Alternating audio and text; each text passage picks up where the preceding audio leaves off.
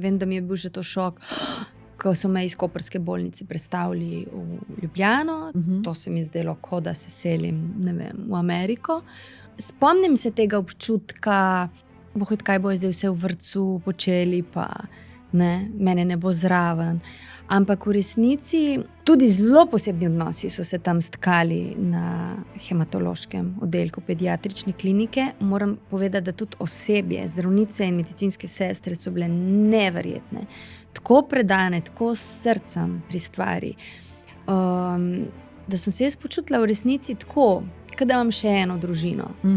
In glede na to, da so to tudi obolenja na tak dolgi rok, pomeni, da smo se tudi eni in isti otroci tam srečevali in se res tako stkejo pač ene druge vezi, glih tako ena usporedna prijateljstva.